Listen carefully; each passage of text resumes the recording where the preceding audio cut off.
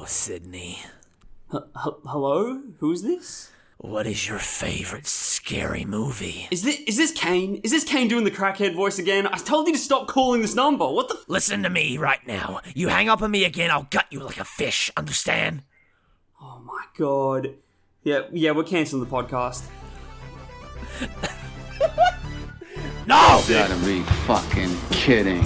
Here's the first movie. Did you know I'm utterly insane? Peel that pig and slice him thick.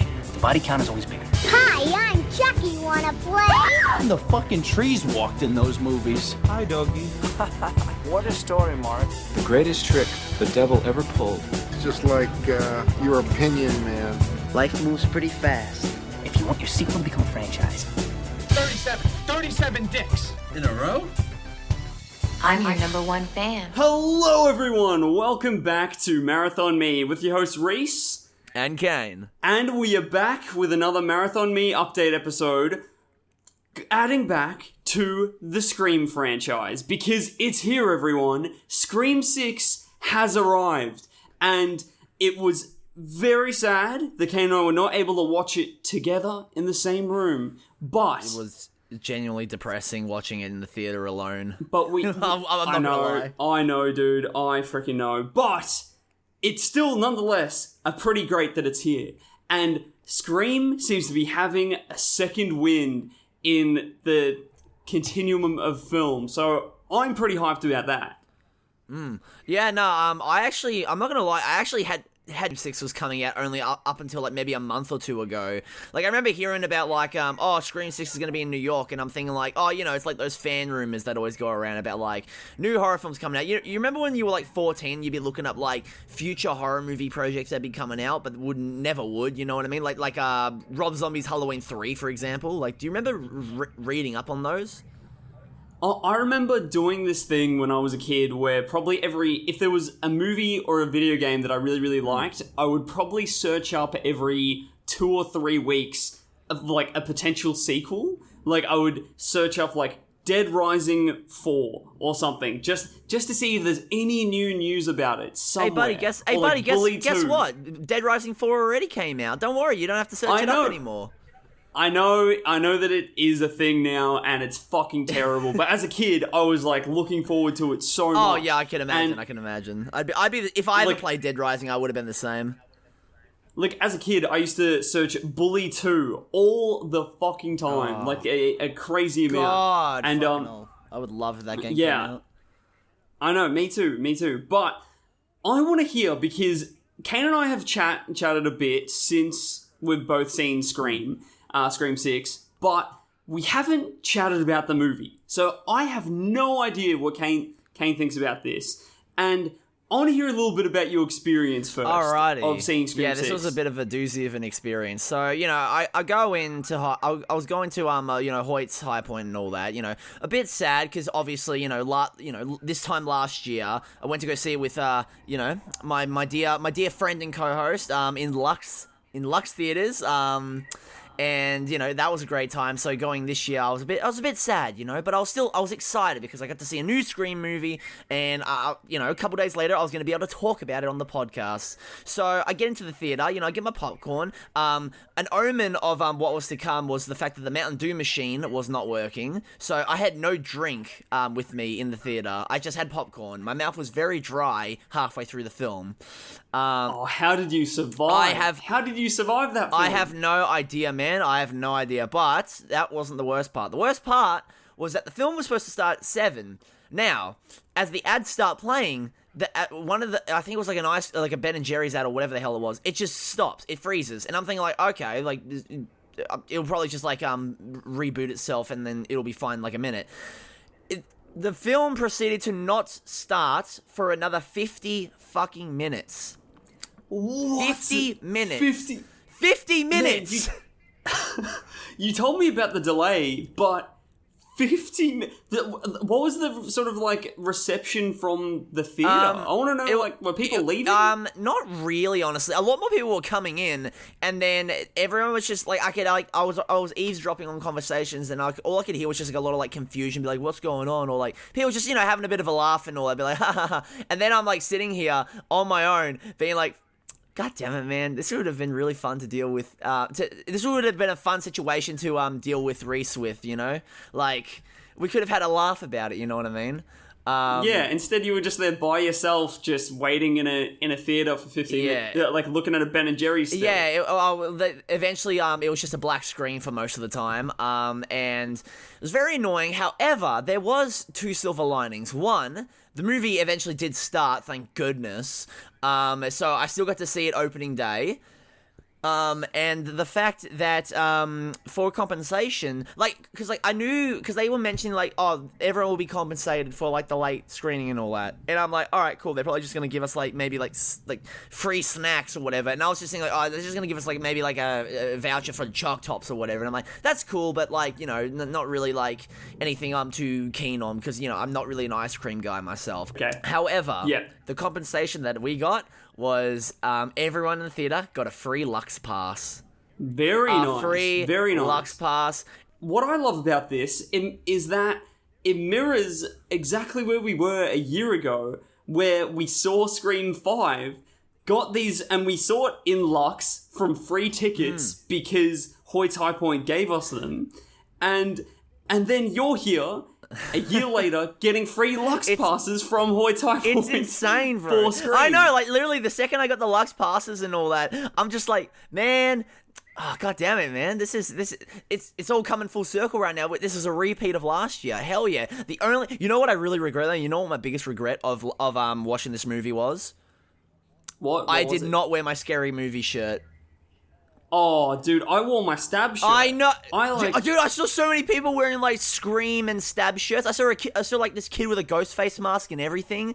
And the second, I come into the theater, I'm like, fuck, I should have goddamn worn my Scary Movie shirt. Shit. Damn, fuck, because, dude, my experience with seeing this movie was I went in with my head held high for not only just the movie, more so for the experience. Yeah. I was optimistic, thinking, man, I'm gonna go to this pre-screening and I'm gonna make so many friends. I'm ready to make freaking heaps and heaps of friends. And I learned from this that going into an experience wanting to make friends actively and telling yourself that you're gonna make a bunch of friends does not work. Doesn't work. It was too... my hopes were too high. So then when I got in there, I just felt nervous. I was there wearing my Stab shirt, thinking I initially wore it to be like, oh yeah, it's communicating to people that I'm really into this. Other people that would be really into Scream. But no, I was just thinking... when I got there, I was just like, oh no, are people staring at me? Oh god, people are staring at me. Oh yeah, no. that was kind of the same vibe that I got when I went into my theater. I get ya. It was like, I thought these were exactly my people because it's a bunch of people that are seeing Scream at a pre-screening. But then I just shat myself and didn't even make an effort to talk to anyone. I felt too nervous. Yes, same here, man. Same here. The only friend that I made was one drunk man at the bus stop who had less teeth than he did charm, and he was touching me far more than would be appropriate. What the fuck? Did he caress your thigh or something? What the fuck do you mean he touched you? No, I didn't caress my thigh. It was just getting really, really touchy, looking at me deep in the eyes, being like, "You're a good mate. You're a good mate now." You can be an even better mate if you know what I mean. Yeah, it wasn't the sort of thing that I was looking for going to this Scream screening. Your loss. But and when it comes down to it, it was sad not having you there, not having my Scream buddy there, because how much of an impact it has in not only our lives but also the podcast. It really does, because this is obviously to longtime fans, this is our first series. Scream is the series that really got us started. Actual proper recording and all that. Dude, have you? When was the last time you re-listened to the Scream episodes? I listened to a tiny bit of it. Of the Scream 2 series, because I was when I was going to see the movie, because I was listening to a bunch of the old Scream songs. Yes. And I needed to hear what the song was called from Scream 2. Oh yes. The masterpiece song. Yeah. And I listened to a little bit of it, and man, we have come a long way. Oh my god, yeah. Like, dude, those episodes are fucking ancient, bro. Like, when did we recorded those, like, what was it, late 2020, early 2021, right? Yeah? No, yeah, it was like, Halloween, 2020, right? Nah, was it? No way. It didn't take us a whole year to get them. I think that it was 2021 Halloween. Yeah. I think it was 2021 you're probably right. But like, dude, like, be that as it may, like, dude, like, just those episodes, like that whole series just feels so ancient now with how far we've come in the podcast, and like also just like life in general, you know, like it's just ancient history. It is a weird reflection. It is a really, really weird reflection of how much our life has changed. Our lives have changed in that time. Oh god, man. And yeah, so it was quite upsetting, but ultimately I felt fulfilled. I felt like I was a little kid sitting in this cinema watching this film happen. Yeah. I noticed myself with this big dumb grin on my face for the first 10 minutes, and I cannot wait to get more into it. But before we do, here's a little bit of the trailer. It's for you. Strange that you and I have never spoken on the phone. This is long overdue.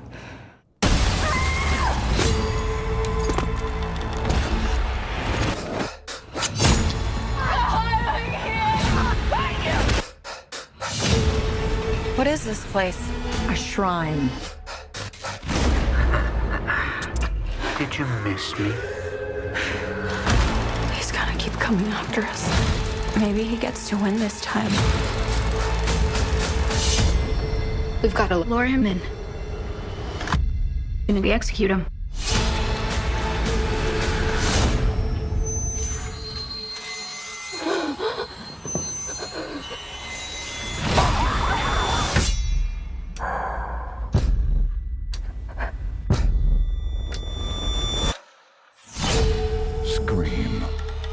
I hear you're a horror fan.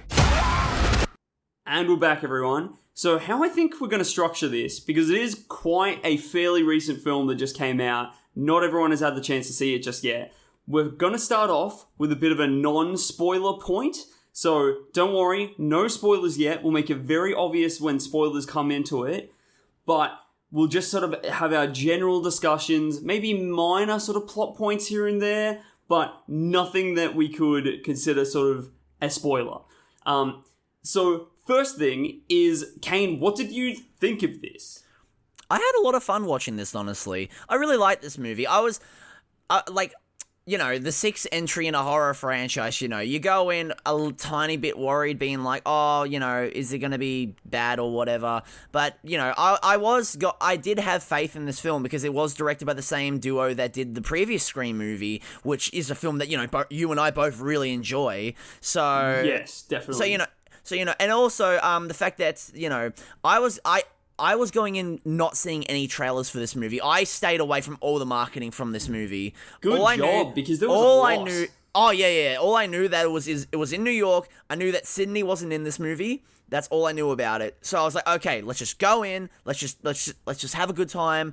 I really hope it's good. And lo and behold, it was I had a lot of fun with this. I will be honest that I think I liked this a little less than the previous Scream movie, but I don't want that to deter I don't want it to deter from the fact that, like, I did have a good time with this movie. Like, it was a lot of fun. I do have some issues, some spoiler, some, like, just general stuff. But, at the end of the day, it's just, it's a fun, silly horror sequel, and plus, also, this keeps the train going of there being no bad Scream movies. Even though I don't really care for Scream 2, there's no bad Scream movie so far. We're 6 for 6 right now. Yeah, true, man. I think that I had a very, very similar sort of take than you did, where I had a great time, and it was heaps of fun, and not a lot to hate. Like, not a lot to really, pull it apart, and like, oh yeah, I've definitely had my gripes as well, but it's not Like, yeah, it's good. It's very good, I think. Oh yeah, there's nothing there's nothing offensively bad in this movie or anything. Like, it's well made. It's, it's a lot of fun. But yeah, obviously, there's just some stuff that that just rubs me the wrong way and all that. Nothing that, something that someone else won't care about. But something that some stuff that I'm just like, oh, I don't know about that. Oh, what's going on there? Kind of meme. The thing sorry, you go. Oh, no, I was just going to say that, I'm just happy that this horror film set in New York, did not follow the same trend as Jason Takes Manhattan. Oh, okay. Yeah. They were in New York the entire time. Like, there was no fucking around. They were, yes. We're already off to a good start. Ghostface didn't even step foot on a boat in this movie. Not even a little bit. You know what this movie really could have used more of? Ghostface Boats. just chilling it. Oh, that, and also just roaming around alleyways. Yeah, true. Honestly. Especially too that it from the trailer, this isn't a spoiler, but how there's the subway scene and there's all these people dressed up as Ghostface in the train cart. Yes. That feels like a motif that they could have used quite a bit in New York with just how many people are around. Yeah, They didn't really at all, especially on Halloween. That they could have been going through the streets. You don't see a lot of people on the streets in this. Yeah, that's it's not really this isn't a spoiler, but I'll just get into one of my biggest issues with this movie. It's supposed to take place in New York, right? And I just feel like it doesn't really do much to distinguish the fact that this is New York. Obviously they say, oh, we're in New York and all that, and we're in big city locations, but it doesn't do much to really separate itself from any other city. It just feels like we're just in generic city America. I totally agree with you, man. I love the ambition, and obviously it's a lot of fun to see a new location. But one, it just feels like any old city, and then two, what you're saying before, they really could have used the population of New York as a weapon against these characters, as a form of tension for the audience, and yet this city feels really kind of empty, apart from certain scenes, like the subway scene and all that, There are only 2 scenes that I believe that feel classically New York, which is the subway scene and the convenience store scene. And those two are the best scenes in the movie. Those are the best horror scenes in the movie. Totally, and they're also put all over the trailers and the marketing material. Oh, yeah, true. Yeah, because I remember seeing the convenience store scene, bits of the convenience store scene, online and all that. I only saw a couple of seconds, and then also there was there's memes of the convenience store scene going around that I've been seeing, where they edit in fucking Ice Spice twerking and all that. And I'm just what the fuck is this, bro? I have not seen this. I'm glad. I'm just dodging this. It's so dumb, man. It's so dumb. But yeah, that really sucks because, those 2 scenes are, the best parts of them. I'll be honest, they're my favorite parts of the movie because, they feel, like you said, classic New York. And then also, they're just, genuinely, really, because, they really got under my skin, those scenes, in a good way. It's weird, right, that comparing this to Jason Takes Manhattan, even though that we're in New York for a lot more of this film than in Part 8 of Friday the 13th, is that it feels almost like that it takes more advantage of the space and the uniqueness of New York in Jason Takes Manhattan. Yeah, I hate to give that god-awful movie any credit, but, they at least... they did a better job at distinguishing that it was in New York, at the very end when, Jason's in Times Square. If we just got a shot of maybe... They don't go to Times Square. They don't go to Times Square. They don't go to Lady Liberty. They don't even go to the bloody Brooklyn Bridge, Yeah. Isn't that strange? I find that quite odd, because a lot of these apartment scenes that happen could happen, sort of anywhere. It could happen in a house and it would be a similar dynamic. Yeah. A bit of rear window stuff going on with someone occupying one apartment is sort of trying to talk or communicate to someone occupying another apartment through the windows. But that could even sort of happen in suburbia. The actual script would be the same if it was in Woodsboro.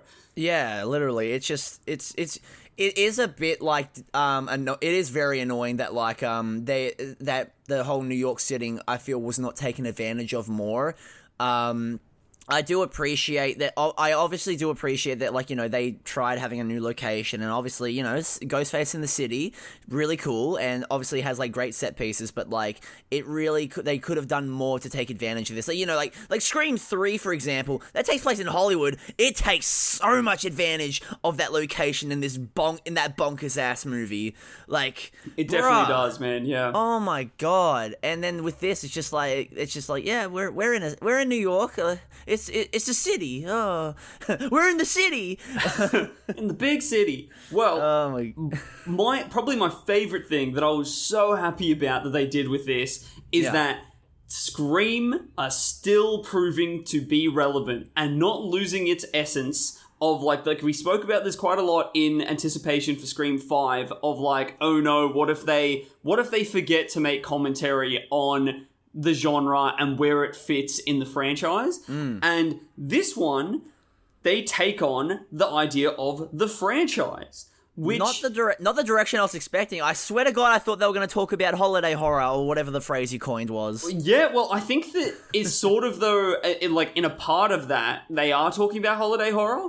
Like, I think that fits into the whole franchisation of this series. Right. So I think that they do sort of take on the holiday horror aspect. And and there's a lot of, like it felt very consistent all the way through that they were taking these franchise rules to heart. And becoming a franchise now means that there are some exceptions that have not been in the series so far. Like, no Sydney, for instance. And that's something that happens as well, like in so many horror franchises, is like losing Laurie Strode, losing Nancy Thompson, losing all of these, like, real sort of main players for the first time. That was in there. And like, one thing that I realized is that there's only one true legacy character in this film. Yeah, and one that I was not expecting to actually be in this movie. I thought all the legacy characters were not going to be in this film because obviously, one of them's no longer with us. Yeah. And then Sydney, obviously, she's been through a lot and all that. I think she deserves to have a break, you know? Yeah, and to give context as well, so the reason why Sydney is not in this one is because, like, in sort of leading up to the production, she asked for more money because she is the main sort of item of this franchise, this, like, very long-running, successful franchise. Asked for more money, which is probably quite fair enough. And then Paramount just didn't want to give it to her, so she's like, "Fuck it, I'm not doing the movie then." Really? And then they, have you not heard about this? I didn't really read up that much on like why Neve Campbell wasn't in this movie, but Jesus, I mean, it does make sense. It always comes down to money with people not returning for sequels, but damn. Yeah, very promising of the franchise, right? Like, very reflective of that. So. Yeah. So they just didn't want to give her as much money as she was asking for, so she just said no. And then Paramount didn't counter-offer or anything like that. They just said, okay then, fuck it, we don't need you.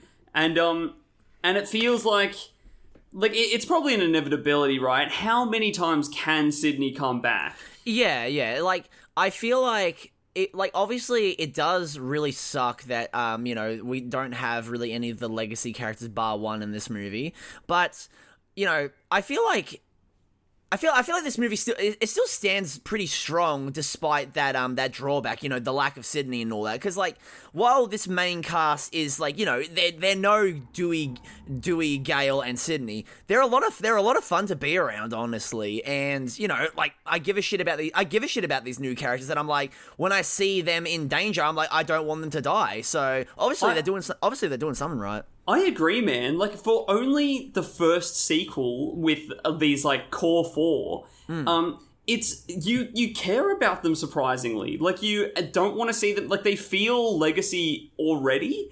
Yeah. But it also could just be, like, relative, as well as with, like, Gale being, like, the only sort of continuing true legacy character here.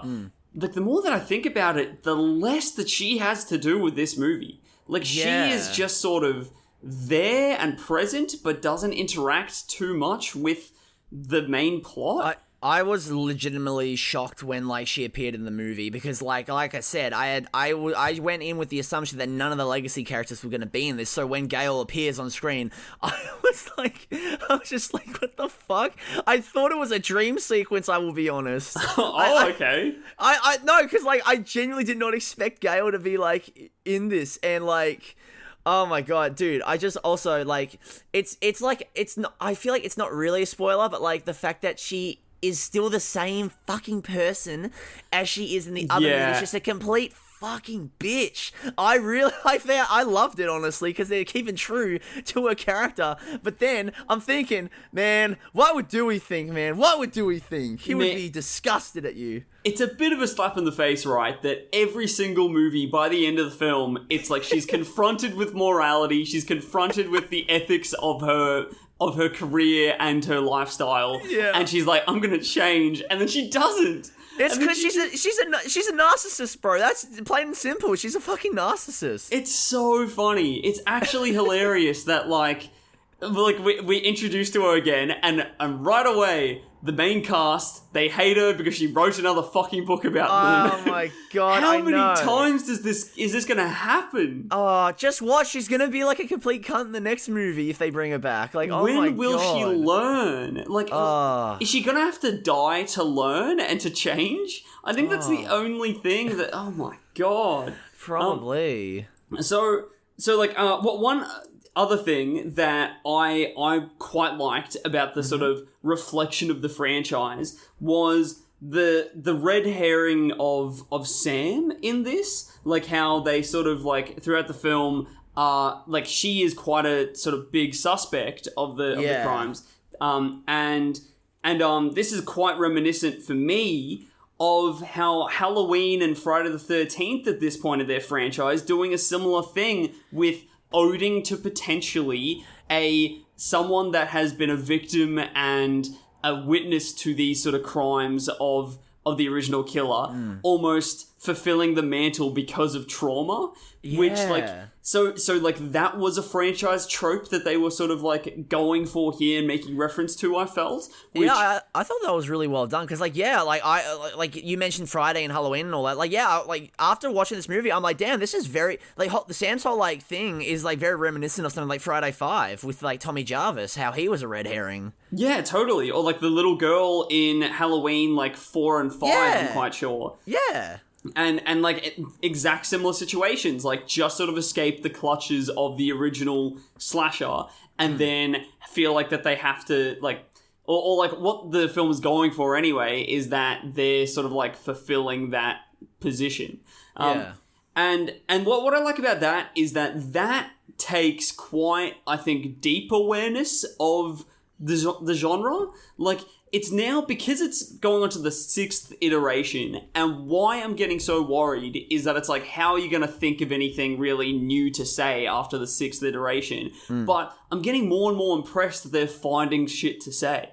It's genuinely like they're not like rehashing the same old shit in a 6th entry and all that. They still got a couple tricks up their sleeve, and like I really enjoyed the fact that like, you know, Sam was a victim in the previous movie, and, you know, like, there was the whole, like, you know, with the ending in Scream 5, how she, like, completely butchers Huey from The Boys. And, you know, as an audience member, you're like, holy fucking shit, that is brutal. And then that whole brutality and, like, her actions carry on into this movie, and they really, like, try to develop this whole, like, you know, like, oh, she survived, sure, but, like, she is not out of the woods at all. Like, she is mentally fucked. And then also, they bring in a lot of, like, you know, like, toxic internet theory culture where they just... Eventually, they all just start dogpiling on her, and like I thought that was a really interesting way to bring this interesting direction to bring this character. Honestly, it really makes you feel for her, you know, like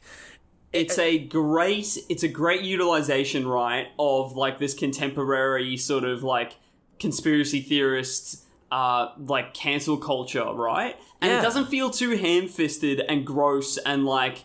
yeah, we get it. We're living in 2023. Like, it felt very organic in the way that it fit into the film. Yeah, it's very tastefully done and all that, and like you said, not shoved down your throat and all that. It's done just enough, it's talked about just enough and shown to, like, really make you feel for the protagonist and really make you, like, kind of think about, like, how this affects, like, actual people in real life and all that, you know what I mean? Yeah, totally. So it's,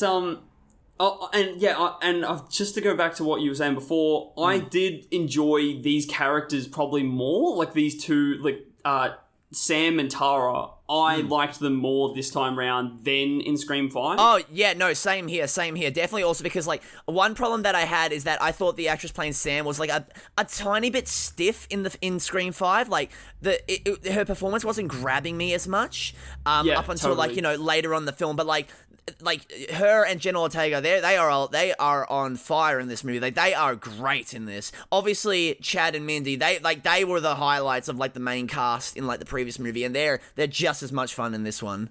And the thing is with number 5 too is that Tara almost takes a little bit of a back seat. Oh, no, she definitely does. Yeah, she does fuck all in the previous movie apart from, like, survive the cold open. That's really it. Yeah, where, like, in this one, she's, like main protagonist's position, definitely. Yeah, definitely. Which is, like, you know, it's really good to see and all that. Like, obviously, you know, especially, like, as soon as, like, Jenna Ortega's, like, basically on fire at the moment in terms of all the roles that she's got right now. Like, fucking my God. on fire, man. Fucking... Future, not really future. She's already a Scream queen right now. Like, she's been in, like, a bunch of fucking hits. Wednesday, X, the Scream 5 and 6. Like, my word. She's gonna be popping up more and more and more all around us, dude. Like, oh, definitely. Like, we've already sort of touched on this, but, like, Wednesday, I think, was, like, one of Netflix's biggest hits that they've had so far. Yeah. And it's bizarre because it's terrible. But anyway. There's a lot of really nice, sort of subtle references in this film to the slasher genre and the slasher franchise that feels less obvious and feels almost more like it's personally talking to people that are really engaged in this type of movie. But it makes me think, how would outsiders enjoy this film? Like, people that aren't really honed in or tuned in to the slasher genre or that invested in it, like, just going as, like, to see it as a popcorn flick, I'm wondering how they would enjoy this movie. That's actually a good point to make. Like, on one hand, I gotta say that, like, if you're going into a movie called Scream 6 without having seen the other ones, then that's kind of on you. If the references are lost on you, that's on you, man. You're going into a 6th entry in a long-running franchise, like, But then again, at the same time, you know, I feel like the way this movie's presented and how it's... Like, I feel like the way that this movie at least is presented, I feel like the only kind of research you would need to do is the previous Scream movie, but then also the fact that, like... Because there are, like you said, a lot of, like, subtle, like, horror references. I feel like you could still watch this movie and have a good time with it, but obviously, like, a lot of the subtle references would blow over your head, especially, like... especially, like, some of the, like, the franchises, because they make a lot of references to, like, the previous Scream movies. They really get liberal with this, like, during the last 2/3 of this movie, which I won't mention until we get into spoiler territory.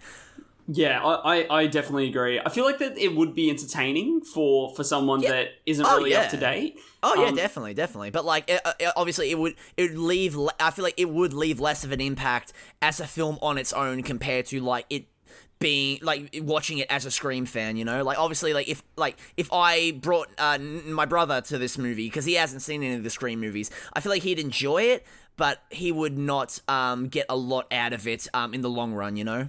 I feel like that an integral sort of distinguishing part of between, like, a movie series and a movie franchise is that with a franchise to work, because you're getting so long and it's demanding a lot more prior knowledge to the audience, is that it sort of requires, or, like, it sort of needs to be more accessible to people that aren't really up to date with what's going on. Yeah. So like, with this one here, it would be fairly easy to just enter and come into it. So, like, if it wasn't like that, it would be failing as a franchise movie, I feel. Like, to go into a movie and pretty much ask the audience, to have seen 1 or 2 movies is fair enough, but to see 5 to completely understand it is quite a lot. Yeah. And I think it does do it quite well, because it's just a different... You would just be watching a different movie, though. You would be watching a far more, like... It would be a lot more of a surface level experience, most likely, if you're not sort of honed into this sort of the stuff that it's making reference to. Yeah. You wouldn't be like completely lost there. It wouldn't be like going into watching like the new Ant-Man movie, having to need to watch like several like the previous Ant-Man movies, like a bunch of Marvel Disney Plus series. Like it's not like an MCU situation where like you need to do a ton of homework and all that. Well, no, I disagree. I think that these Marvel movies are made to, like, you can go in there and, like, it hits a similar sort of bone by not being up to date with it. That's the point of them, right? Okay, like, I guess, yeah, fair enough. No, like that's 100% like the distinguish the distinguish that I'm trying to make is that like Ant-Man 3 with like 30 films before it for it to make complete sense. Like I think that it's made in such a way that if it's the first Marvel movie that you're watching, you still get out of it what it's trying to sort of put out there. Oh, fair enough. Hey, have you seen Ant-Man 3 yet, by the way? Oh, no, I have no intention. Have you seen some of the effects in that movie? Oh, I've not heard good things. I've seen the head creature. You've seen MODOK? Yeah, I've seen MODOK, yeah. Bruh, I can't believe they got Mr. Electric in this movie. Holy shit. It looks freaking awful. I would love to just get high and watch that movie. I feel like that would be the only way to fully enjoy that experience. Because like I'm not watching this movie. Which like, I don't know. No, I won't, because like, I mean, I saw the last 2 Ant-Man movies in theaters when they came out, but like, I'm 22 and I'm not really like in the MCU anymore and all that. Like, the only thing I really give a shit about that's coming out is the new Guardians movie. That's all I'm really interested in watching, because like, you know, in James Gunn we trust. Yeah, same dude. That's pretty much the only one I'm interested in. Hell yeah. But anyways, we'll talk about that in our Marathon Me MCU series at some point. And I will not be present for that. Fuck that.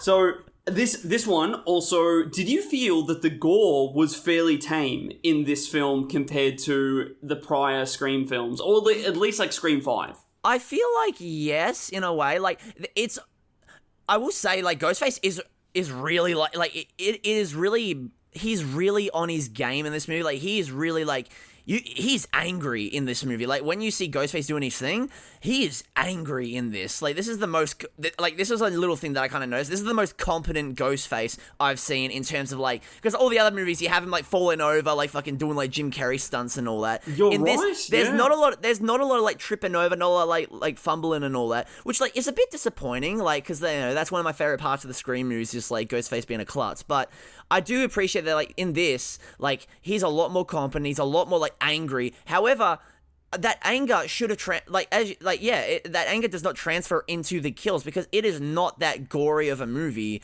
You know what I mean? Like there are like really like, you know, someone gets basically almost gutted in this movie, but you don't see their guts spill out. They're just like bleeding out, and you don't see a lot of it.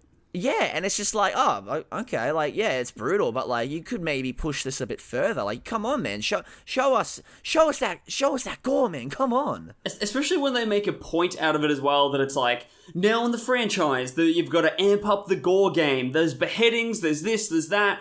There's not a single actual beheading, right? Yeah, I know. I was so disappointed, actually. If they make a point out of beheadings, then it seems like it would be something that they would bring up in the final act or something as like an audience cheering sort of thing. That's what I was thinking was going to happen, but we didn't get that. So we got like a mannequin. We got a mannequin being beheaded, and then like I think Chad makes a reference of it, and that's it. That's fucking it. And before we get into spoilers, I have one more thing that I want to say about this Scream movie that is unique to Scream 6 and none of the others. Yeah. This is the first Scream film where I guessed the killer for the first time. Ooh. And that sort of didn't feel that good. Like, there was a little bit of pride, but it was mainly like, oh fuck, now I know who's going to be taking off that mask.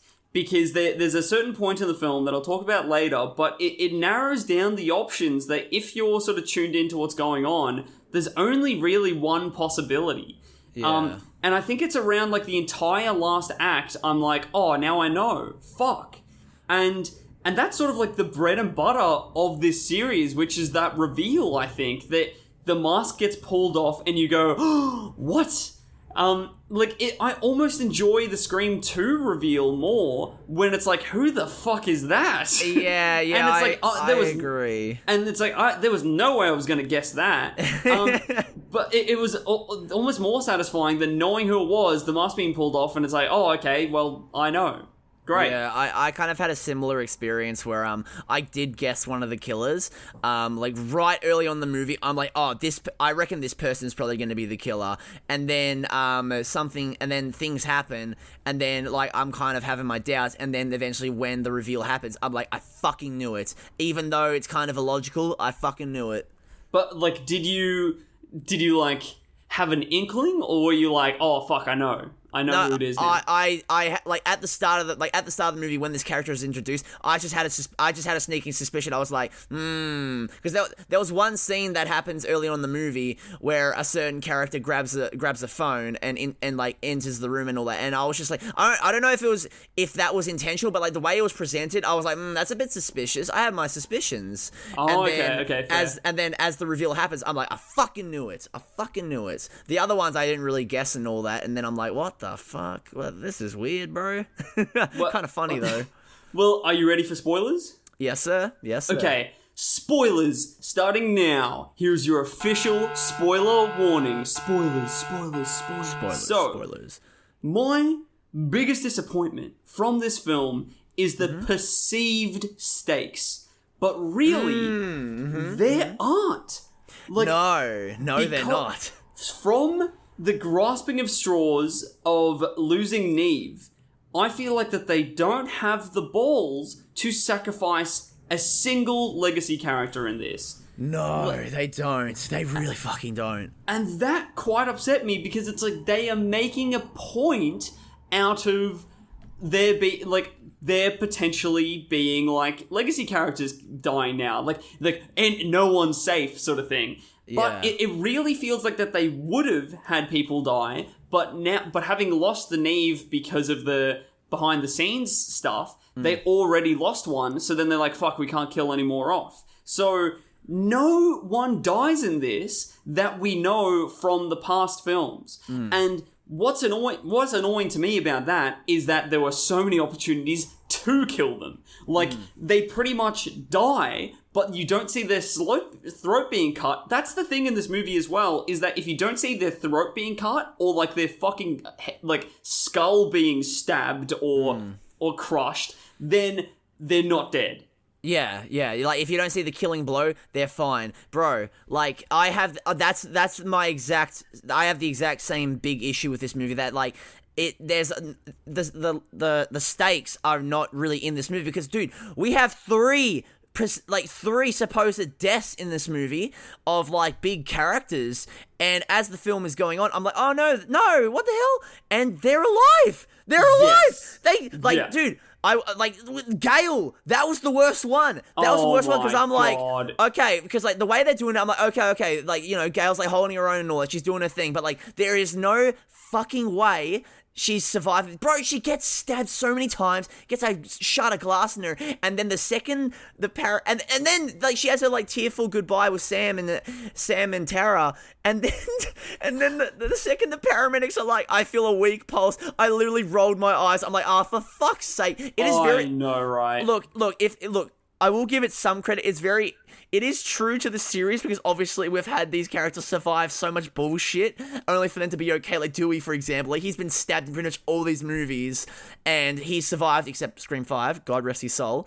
But like, I don't know, like, it's very annoying, man. It's very annoying. Like, you killed one legacy character off in a bullshit way. I still don't like the way they killed off Dewey in the previous movie. And I'm sorry to go on a tangent. Okay. I'm sorry to like just go off topic for a second, but can I just say this movie the lack of Dewey is very present, and like you feel that lack of David Arquette in this movie because he, like, come on, like, yeah, we all love Sydney, we all love Gale, but like Dewey was the best character in all the movies previous. Yeah, and man, the fucking exposition with Gale on this about Dewey is just it feels so shallow and like not full. Like Sam mentions Dewey and she's like, don't go there. And then like Ghostface mentions Dewey and she's like, don't go there. And then they don't go there. They don't fucking go anywhere with it. Yeah, like, it's just... there's no satisfying like moment that sort of like nothing is done with Gale having to cope with Dewey's death in this, right? Nothing is done. It's just they're probably just gonna save it for the fucking next movie and all that, and then not kill her off again. Yeah, or like that's what this film sort of feels like, right? Is that really at the end of it, none of the characters that we know die. All the deaths are from characters that we just got introduced to. Yeah, and it's in a totally new location, New York. I feel like that next entry, they'll be going to a different location as well, because they're not going to redo New York. Like, this will be the New York one. So, it's gonna feel a little bit like this movie never happened. It really will. It's, no matter what, wherever they end up in the next film, they might reference events that happened here, but it won't have a huge impact on them. The only real carry-on, which I don't really like either, is the romance budding between Tara and Chad. Oh yeah, that just kind of came out of nowhere. Like, what the fuck? There are 2 fucking scenes dedicated to this, and it does come out of nowhere, and it feels wrong. I feel. Yeah. The metaphor that I gave this is that because there's one scene right at the start with it, where a seed is planted, and then a scene right at the end where they kiss, where the seed's already grown, but there's no, like, it's already grown into a plant now, but you don't see it being watered throughout the film. You don't even see little glances or moments between them, or any sort of, like, he doesn't save her at some point during the movie. There's no... It's legitimately a seed that turns into a plant by the end of the film with no watering. Yeah, and that's it feels unsatisfying. It's just brought in for the sake of like making the audience go, oh, this is cute and all that. Like, I like these characters, but like it threw me for a loop that they'd have an interest in each other, because I get more of a brother-sister dynamic out of these two, like, not like potential lovers. So it felt kind of weird, you know, like, I don't know, man. And also, can we just talk about how the fuck Chad survived his goddamn supposed death scene in this movie? Yeah, that is the most ridiculous one. Like, as in, I sort of, like, rolled my eyes a bit at the Gale, resurrection, but the resurrection of Chad, especially too, like, at the fucking end, where, like, in the last 5 minutes, he's being, like, it's the same exact thing that happened at the end of the last movie, right? Yes! He's being rolled out, in, like, almost like a post-ending sequence. And it's like, and there's no explanation for it. It's just like, okay, yeah, he's alive. Yeah, because he's we're all writing in the good. script that he's all good. Like, it's already hard to believe that he survived the previous movie. And then in this, he gets ganged up by 2 Ghostfaces. Stabbed repeatedly, and he fucking survives. Like, what? This is like if Dewey fucking survived at the, oh no, not Dewey. Fucking, like, Jack Quaid survived at the end of the last one. Yeah, oh my god. Like, god damn it, man. I wish Jack Quaid survived the last one. I needed more. Every time we saw a photo of Huey in the movie, I'm like, I was just thinking of Billy Butcher. I'm like, hey, Huey. I do like Jack Quaid. I do like seeing his face around. In Jack Quaid we trust. And so even like not killing off Mindy, where again her dying in the subway, like her supposed death in the subway where she gets stabbed. Yeah, it all also would be reflecting because she's the Jamie Kennedy surrogate here. Yeah, in this new revival, is that her dying in the sequel sort of would be a reflection. Her dying in a vehicle, like. It's annoying. It's annoying that they had no balls. It is very annoying. I will say though, like, despite like her bullshit death, the subway scene, oh my fucking god, that shit was incredible. Like that was genuinely like really like, I was genuinely tense during that shit. I do like the subway scene. Very very indicative. When I was watching this movie, I'm like, this is very indicative of Joker, bro. Like, all these masked characters in the subway. Yeah, I'm like, true. oh my god, it's Joker, bro. Like, I know other movies have done it, but like, I'm just thinking it's fucking Joker. It is incredible though. Oh my lord. Best scene in the movie, especially with them being split up as well in two different subway in two different trains. Yeah. I also, just a quick side note, my favorite part of this movie is just seeing Ghostface brandish a shotgun in the convenience store. I don't know why that shit went so hard. It does go pretty hard. It feels wrong to have like horror movie characters use guns that aren't like, like crossbows or whatever, but like just, oh my god, it was really cool. Also, just the fact, like, Ghostface's mask in this movie, like one of the main masks in this movie is like, it's all like fucked up and like beaten up. That's supposed to be the original mask, yeah, and a little bit yellow, which is another great reflection of like part 8 of Friday the 13th, where his mask is yellow and beaten up because it's aged and weathered now. Like, such a neat detail. Yeah, that's a little nice symbol of like what it's actually trying to make commentary on, which is the franchise. Yeah. Oh my god, yeah. With this subway scene, I loved it, but it was the moment that I realized who the killer was. And it is because in this subway, you're seeing the two scenes happen side by side. Yeah. And so you know where all the characters are right now. The only two characters that aren't accounted for is the detective, is like the fucking, what's it called? Like the cop, actually, not the detective. Yeah, cop. And like the new boyfriend.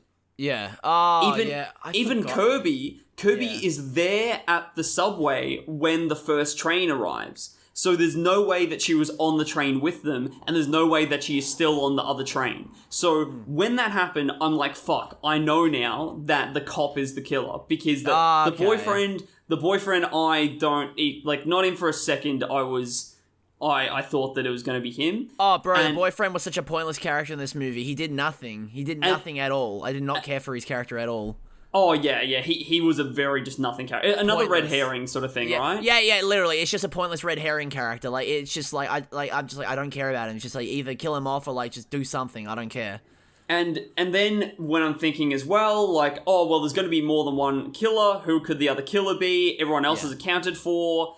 And I'm like, fuck, it's probably... And then I realized the like, his daughter at the start, I was like, oh, they didn't show us that kill. Yeah. There's not that many kills in this that they would need to take advantage and show us every kill that they can. And I'm like, I don't think that she's dead. And then God behold, it happens. And it's then her and the cop. I didn't explicitly guess the other dude, like the curly-haired guy. Yeah, but then that immediately one threw me for a loop. No, immediately as it was apparent though that there was a third killer, it was like, oh, okay, it's him, because he's not accounted for. Like, it's just like narrow it down and all that. Yeah. Like, okay, like who's left, who's blah blah blah blah. Okay, yeah, it's him and all that, bro. Yeah. Like that reveal, it's so, like, I love that, like, they basically do a copy of Scream. The ending's kind of a copy of Scream 2, where it ends in a theater setting with, like, family of the previous killer. This is very Scream 2 territory and all that. Oh, yeah. But I think that's intentional, right? Oh, no. It's definitely intentional. Yeah. I'm not saying that, like, it was by mistake and all that. It's very intentional. I will say, I wish that just one of the killers was just a person wanting attention. I wish that they didn't kill off Zero at the start of the movie, Zero from Budapest Hotel. Oh yeah, Tony Revolori. Yeah, bro, what? Introduced and dies immediately. I was like because the second I saw his face, I'm like, he looks so familiar. And then like a second later, it clicked with me. I'm like, oh my fucking god. It's Zero. Bro, he fell off after Gustav died. Yeah, exactly. He had to get some sort of revenge. And my god. And, like, I sort of liked what they were doing, potentially, by showing us who one of the killers was right away. Yeah. But he's all over what I don't like about stuff like this is how he's all over the marketing material. I don't like when... Is he? Yeah, man. Really? Yeah, he's all over the marketing material. Like, he's on the poster and all that? I'm quite sure that he's on the poster, yeah. Really? Yeah, because like I said, I stayed away from the marketing, so I had no idea. I'm going to confirm right now that he's on the poster, because I'm quite sure that he is. I do also really like, speaking of the opening, I do like I was going and being like, okay, which famed horror movie actress are they going to kill off this time, since they always do it in these movies? And bro, they killed my girl Samara Weaving, man, and she had a native Australian accent, and I was in love. Second I saw her on screen, I'm like, oh my god, my love. Oh shit! And then she fucking dies. I'm like, oh no, I wanted to see more of her. I've got to watch Ready or Not. Dude, you have to. It's by the same dudes that did Scream 5 and 6. It's so good. I love that movie so fucking much. Yeah, that's something that I definitely have to jump onto. Oh my god. And Tony Revolori, he is indeed on the Scream 6 poster. Are you serious? Yep. And what? I'm quite sure that I've even seen as well. Like, have you seen the posters around that are like all these different cast members holding the screen, like the Ghostface knife close to their face, and reflected in the knife is Ghostface? Nope. Well, there's heaps of those that you see around, and I'm quite sure that there's one whole poster like designated for Tony Revolori. Are you serious, bro? Yeah. Oh my god, that's so dumb. Man. But it's just I get that it's to aid to the whole like more suspects thing. Yeah. But still, not too into it. Also, I like that he's there watching Jason Takes Manhattan at the start of the movie. Yep, immediate first 5 minutes, we already got a Jason Takes Manhattan reference. So I was very happy. I was smart. I had the biggest dumb grin on my face when I saw Jason Takes Manhattan playing. The only time I'll ever be happy seeing Jason Takes Manhattan in any context. Yeah. Oh god, awful movie. We have to talk about their new friend in this film. Mm-hmm. That we've got Kirby back from Scream 4. Yeah, I don't know how, it's fucking. I love that she's back. I was pretty sure she was that stab was pretty fucking fatal, but all right, she's alive. Hey, that's cool. I like Hayden Panettiere, or however you pronounce the last name. I like her, so it's cool to have her back. There's actually an Easter egg in Scream 5 when Huey is on the... I can't remember his actual name, so I'm just calling him Huey.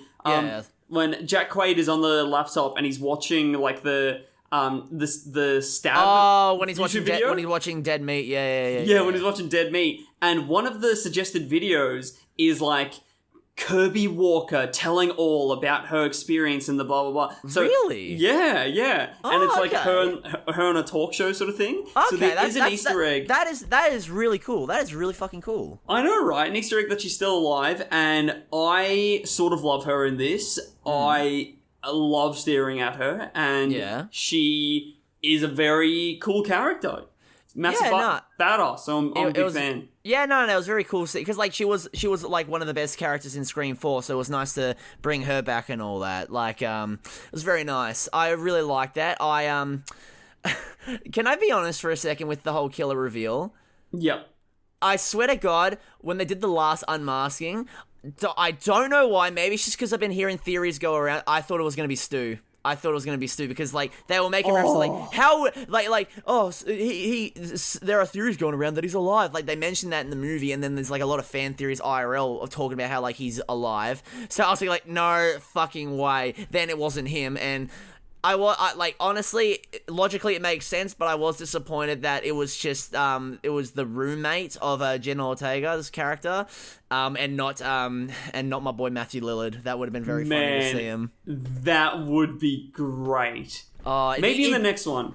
Yeah, it'd be fucking ridiculous how he survived all that.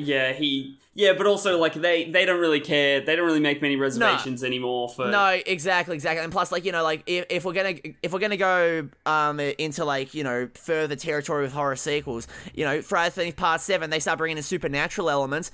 Bring in supernatural elements for Part 7 of Scream. Bring it in. Come on, let's see. Yeah, man, I'm excited.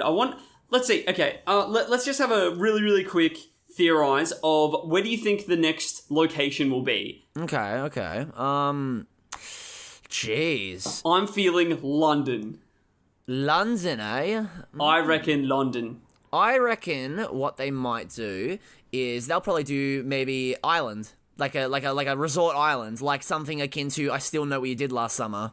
Okay, yeah. Yeah, that's my theory. That's my theory. They could do Hollywood again to reflect Scream 3. Maybe that would be interesting and all that, especially with like they could do a lot more like a commentary on the Hollywood, on Hollywood in general and all that, since there's a lot more stuff to talk about, especially with, everything out in the open and all that. They find themselves on like a Marvel movie set or like a superhero movie set. So half the movie's just going to be in green rooms. Yeah, in green room. Exactly. Neat. Yeah, in front of a green screen. Yeah. Fuck yes. Okay, I want to see this now. So one thing that I thought was done well in this movie was the theming between Tara and Sam.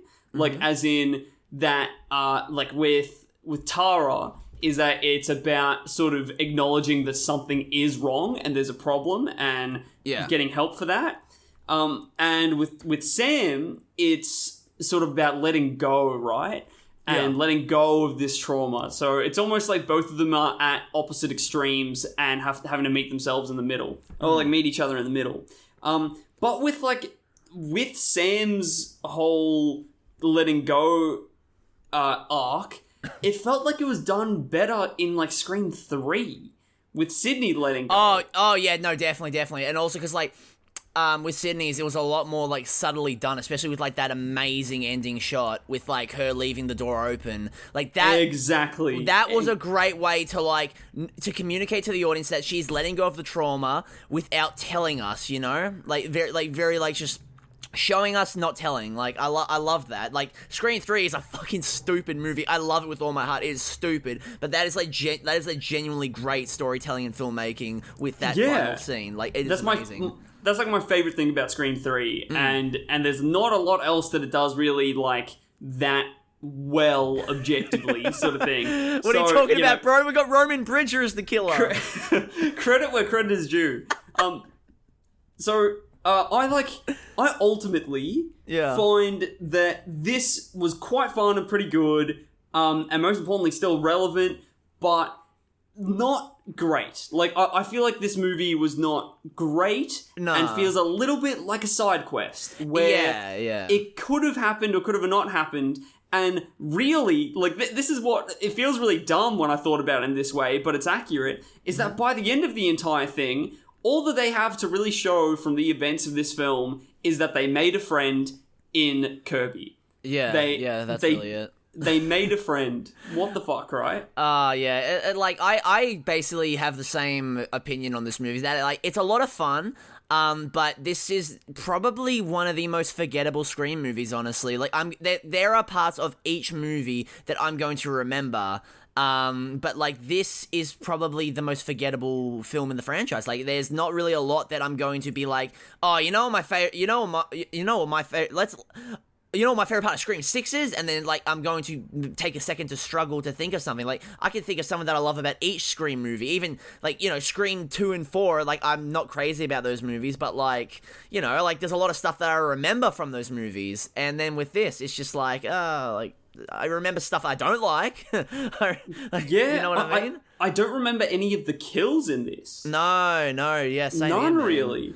Like, that's disappointing, actually, because, like, Scream's known for, like, fucking great kills. Like, come on. Scream 5, I can think of, like, multiple kills right now in my mind. Yeah.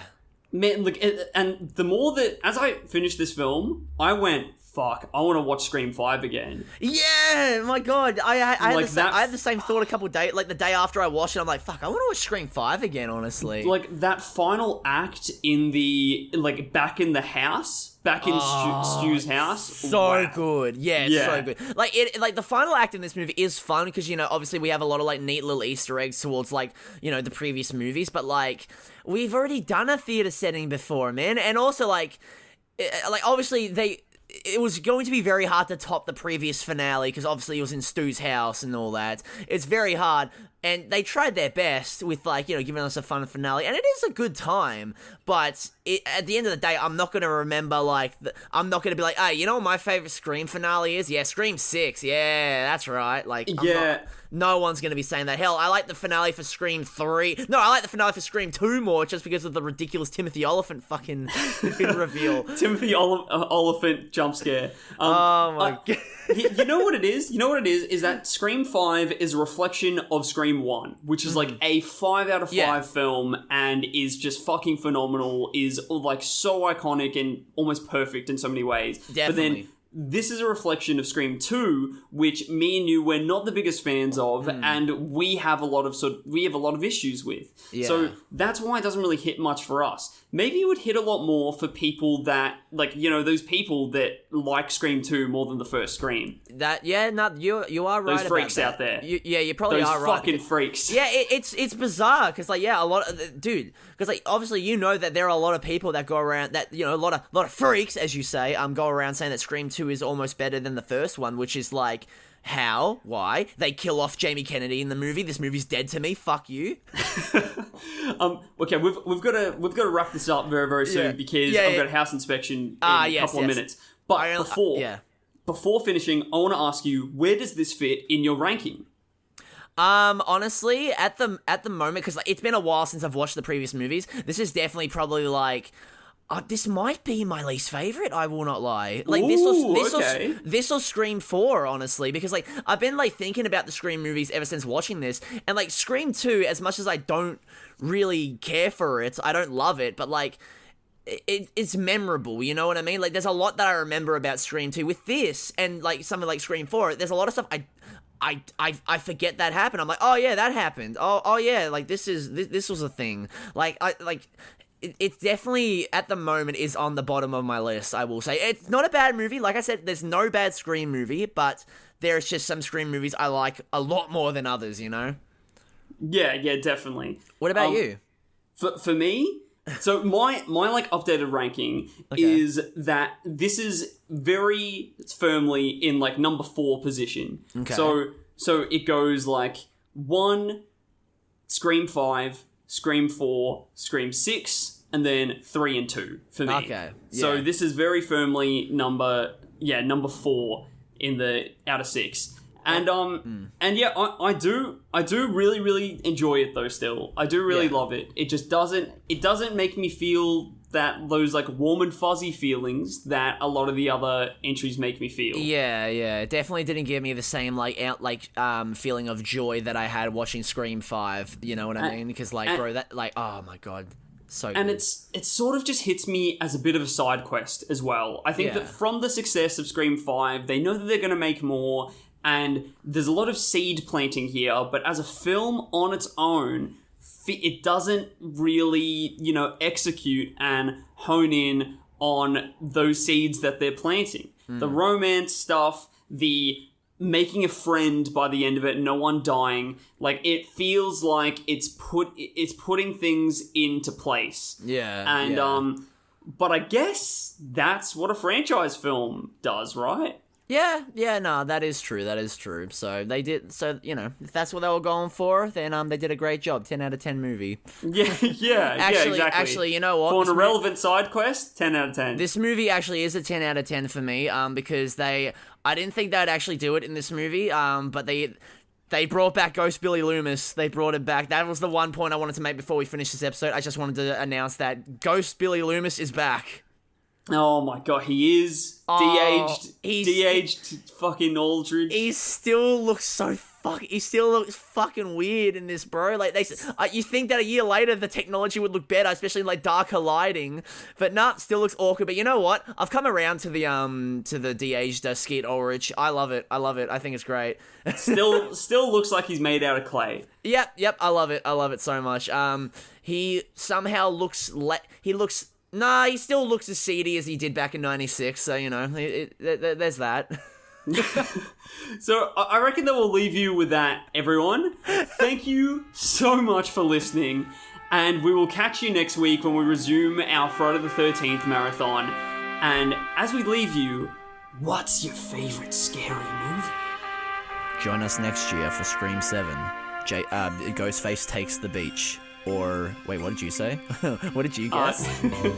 Goes to London. Yeah. Ghostface goes to London. Ghostface goes to bloody Sussex, yeah? Alright, good night, guys. Have a lovely one.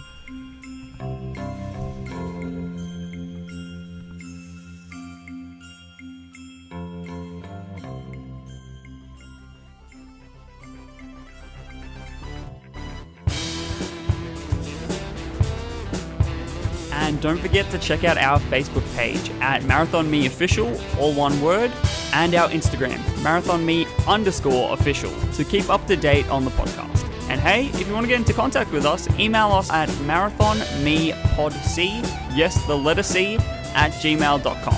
Like podcast without the ask.